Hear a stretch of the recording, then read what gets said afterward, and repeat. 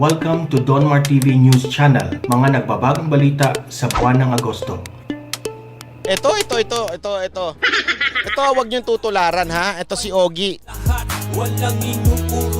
Bakit wag niyong tutularan? Ito ba naman ang banat niya sa Twitter? Gusto ko banatan mo ang korupsyon sa PhilHealth, bro. Saka ask mo na din yung mga nagzo-Zoom meeting kung bakit di nila ito tinatalakay. Wag niyong tutularan to. Bakit? Hindi marunong mag-research. Unang araw pa lang niyang PhilHealth na yan, binanatan ko na nga yan. Diba sabi ko nga wala nga akong pakialam kung sinong tamaan dyan. Dapat dyan. Ito nga, sabi ko nga, I challenge all the yellows and mga terorista. Na? Ipasa na natin yung death penalty bago pa natin malaman kung sino yung mga korap sa PhilHealth. Para pag napasa ang death penalty sa mga korap na opisyal, masampulan ito mga nasa PhilHealth. Yan ang itong challenge ko sa kanila. Alam nyo, wala akong pakialam kung sino yung kahit appointee pa ni Presidente ang nandyan sa PhilHealth at nangungurap. Ang gusto ko sa kanila, bitay. Bitay. Sabi nga ni Greco Bellica, ni Commissioner Greco Bellica, isabit na lang sa luneta. Huwag na pag-aksayan ng turok-turok, isabit na lang sa luneta yan. Para makita ng taong bayan na pagkakurap ka, dapat kang ibitay. Sinong tumapat, itong si Banat. Kinakalaban lahat kapag mali ang bunga ng puno mula sa ugat. So challenge ko yung mga dilawan ngayon. Kaya nyo ba na i-push yung death penalty sa mga kurap? Uupos mga dilaw na ungas. Kung hindi nyo kaya, shut up na lang kayo. Bakit? Naglalaro lang kayo. Eto, tingnan mo senaryo ha. Romana Quirit, salamat sa $15. Welcome back, Ading. Bye, okay na, really calm down lang, okay lang. Thank you very much. Alam nyo kung bakit? Ito problema ko pag walang death penalty sa mga kurap. Anong nangyari doon sa isang senador? Na napatunayang ng pera ng bayan. Wala, senador pa rin, nanginayupak. Pinagtanggol pa nung isa pang malahina ang kokote. Paano matatakot yung mga hinayupak na yan? Ha? Anong gagawin lang? Kakandidato lang sila sa limpak-limpak na perang nakuha nila. Kakandidato lang yung senador. Magkano lang yun? 50 million, 100 million, panalo ka na senador eh. Alak ka na nakurap mo. Tapos pag naging senador ka na, wala na, exempted ka na. Hinayupak yan eh. Ganyan na nangyayari. Ano pa? Pag nakapagnakaw ka, takbo ka na sa ibang bansa. Karamihan ng mga magnanakaw na politiko na doon na sa ibang bansa.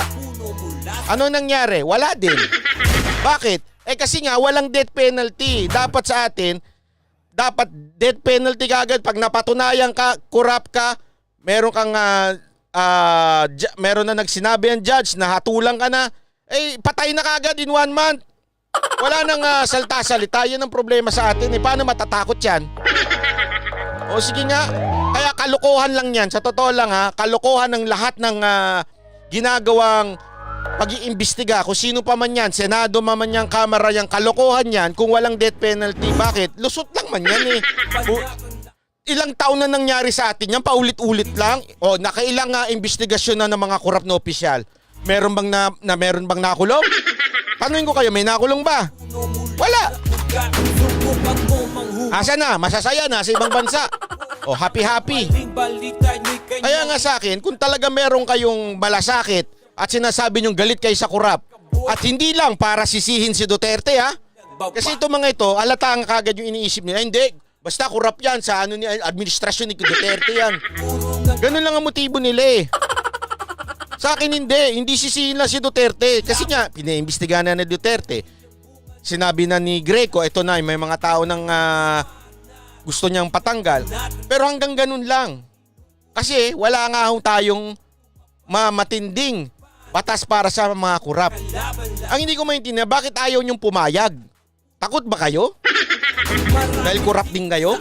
Hindi ko maintindihan bakit ayaw pumayag nito mga senador at mga congressman na ito. Lawan naman na puro praning, mga bulok ang dating, huwag kang magsinungaling. Kaming maliliit na tao ay nakakapuwing. Banat may banat, pinapanat ang lahat, walang inuurong ang kahit. So kalokohan kalokohan. Kalokohan yung magaganap na investigasyon yan. Sabi ko nga meron ka ba? Isipin nyo na mabuti. Isipin nyo na mabuti sa kasaysayan. Ang dami nang napunta dyan sa loob ng Senado, inimbestigahan, naging media sensation na ganito, maraming korap, magnanakaw. Meron ba kayo nakulong dyan? Sige nga, may nakulong ba? Kung meron man nakulong, anyari? Wala, nakatakas din. Tapos ang usapan. Panil Banils, salamat sa 5 Canadian dollars. Kaya nga, wag nyo tutularan to si Ogie. Bakit? Hindi ko marunong mag-research. Unang araw pa lang, sinabi ko na yung kay, una-una, yung 2013, nagsimula daw yung korupsyon. Panahon ni Pinoy. 2014 to 15, naupo si Ontiveros, walang nangyari. Oh. Ano pa? Ngayon, tuloy-tuloy. O bakit tuloy-tuloy? Pucha ayun nangyari ng 2013, billion din na nakorap doon. Bakit kami matatakot? Wala nga nangyari doon eh. Natural, tuloy-tuloy lang namin ngayon. Hindi ba sa totoo lang? Bakit ka matatakot? Nagkaroon ng korupsyon noong 2013, wala nangyari. Nung panahon ni, di ba ngayon, galit na galit nga dyan si Spokes Harry. Nagalit siya dahil may mga korupsyon yan. Wala rin nangyari. So sa tingin ninyo, matatakot pa ito mga ito ngayon na maano dito? Wala mangyayari din dyan. Tangin na pera yan eh. Ang tao pa naman, Panginoon nila, pera eh. Anong ibig sabihin ko nun? Magkabayaran lang dyan, lusot na lusot yan. Pucha, bilyon ang usapan dyan, bilyon na hindi yung milyon. Bigyan ka lang ng 10 milyon. Ako, wag ho tayo magmalinis. Sabi ko sa inyo, ang daling lusutan yan. Bakit? Walang death penalty. Takot siya mga yan. Bakit? Takot siya mga yan, mahuli yung tao na yun. Bakit? Kasi may pera din yun eh. Sa totoo lang, hindi nga ako naniniwala na may mga tapang-tapangan na Senado. Tapos kesyo, dapat ganito. Baka umi-ACDC ka lang din. Inaatake mo lang para mabigyan ka para sa susunod na eleksyon. Tigil-tigilan nyo nga kami sa ganyan. Bakit? Ang tagal ng ganyan eh. Sa totoo lang, meron kayong nakita na nakulong dahil dyan? Ang dami ng kurap. Tayo yung pinakakurap na bansa. May nakulong? Sige, sagutin nyo ako. May nakulong ba? Pag wala, ibig sabihin, if we keep on doing what we have now, well, we gonna have the same result. Di ba? Ano ba yung quotation na yun? Nakalimutan ko na. Doing the same thing and expect a different result, medyo kalokohan ho yun. Kaya nga, ibig sabihin, kailangan may baguhin. Anong problema? Sasabihin na naman justice system. Utangin ng justice system yan. Ang tagal-tagal ng justice system. Wala naman nangyayari. Kaya nga palitan kailangan meron ng death penalty sa korap. Kang magsinungaling, kaming maliliit na tao ay nakakapuwing. Ayan tama to si Argo. Media coverage lang Senado kaya nag-iimbestiga. Yun na nga eh. Sa totoo lang, yung ginagawang investigasyon, pakitan lang yan. Para magkaroon ng perception na, itong senador na ito, lumalaban siya sa katiwalian. Ito sa inyo. Lumang gimmick na yan. Sorry medyo napuno ako nung nagpapahinga ako eh. Napuno talaga ako nung nagpapahinga ako. Habang binabasa ko yung mga, napaplastikan ako kasi sa mga dilawan eh. Ang hirit nila lagi, mga comment nila sa akin doon, bakit di nyo inaano yung pilel? Bakit di nyo inaano yung pilel? Gusto ko nga matibak magano no? Gusto ko nga mayari yung mga korap eh. Kahit sino dyan ngayon. Kahit sino pang appointee dyan. Ano daw ba comment ko doon sa mga ayaw umattend sa Senate? Wala lang. Ayaw nilang umattend, then magagawa ba tayo? Bakit? Kaya nga dapat, korte tayo eh. Yun ang problema kasi. Ito ayoko kasing mag-comment patungkol dito kay yung sino ba yung presidente nila? Kasi very sensitive ako pagdating sa may cancer. May cancer kasi siya, nagkikimo siya. Yung stress. I know, totoo yung sinasabi nilang stress na ganun. I've seen it sa nanay ko. Kaya alam ko na talagang medyo sabit nga na pumunta siya doon, ganyan-ganyan. Although, sa akin, tuloy ang investigasyon. Kaya nga sabi ko sa inyo, yung ginagawa sa Senado, circus lang yan. Hindi yan ang tunay na investigasyon. Kailangan ombudsman ang gumalaw dyan. Kailangan ombudsman kasuhan ng ombudsman, DOJ, yan ang tunay na investigasyon. Kasi yung sa Senado, wala yan. Napakitan lang yan. May nakita ba kayo na kumbik dyan? Laro-laro lang yan. Pampaganda lang ng imahe ng mga senador yan. Lahat, walang inupurungan kahit na sino tumapat. Itong si Banat. Sa loob-loob ko nga eh. Kung nandyan lang ako, sasagot talaga ako dyan eh. Your Honor! Bakit? I'm first honor, you're second honor. No. Your Honor! Bakit? Sabi ni, yes, you may speak. Ay, paano na ito matatakot itong mga hinayupak na magnanakaw sa PhilHealth kung ayaw niyo ipasa yung death penalty? Ay, pasan niyo kasi. Kasalanan din naman nyo eh. Pwede kaya akong umirit sa Senado ng ganun?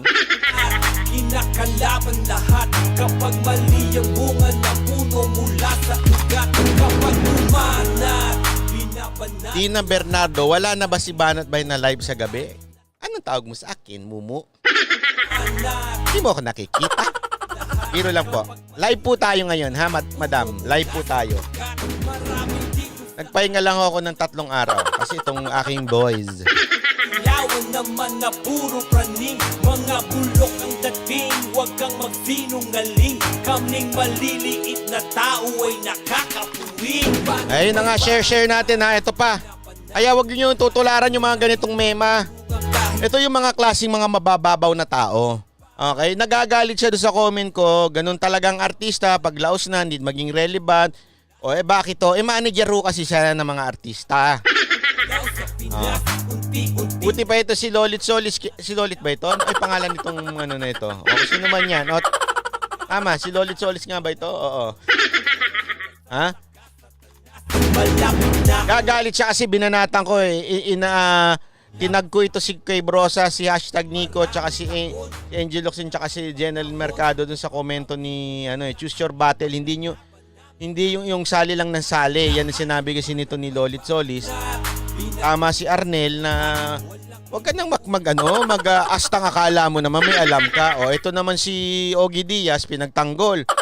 O gusto ko banata mo yung korupsyon sa PhilHealth. O ay tanga-tanga, hindi niya alam, binabanatan ko yung araw-araw.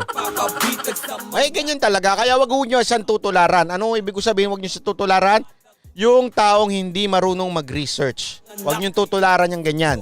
Matuto kayo mag-research bago kumomento. Jem Gamarstrom. Na-miss kita, Banat Vice, SEK50. Salamat po. Kahit na sinong tumapat, ito si Banat. Kinakalaban lahat kapag mali ang bunga. Hindi ako mabibinat, wala akong sakit. Huwag niyong ayoko talaga nung ganyan eh. Yung may sakit-sakit ang nalalaman, ayoko nung ganun, ha? Ayoko kasi nagpapaawa eh. Yung may sakit ako.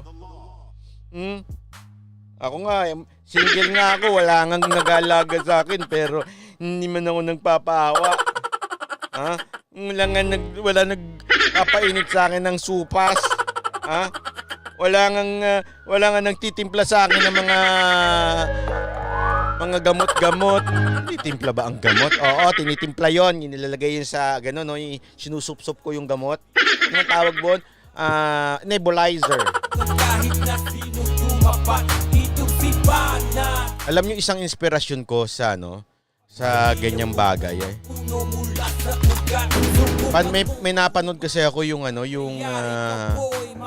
binugbog siya ng tatay niya. Itim siya. Binugbog siya ng tatay niya, pero ngayon siya yung strongest man. Strongest ba yun? O, tama. Grabe, siya lang ang nakatapos ng special, basta ng matinding training sa military ng Amerika. Pero dating dakling, wikling siya. Galing nun, napanood ko, ang galing. Sabi, sa kanya, ang sinasabi niya, pagka yung feeling mo weak ka, wag mong isipin yan, labanan mo. Sabi ko nga, kulang pa nga yan. Aside from labanan mo, always remember, you can do anything through Christ who strengthen you. Salamat po. Lebron, 23337. Love you, Banat Bay, from Tagulop, Sacramento, California. Nagmamagaling mga ugat.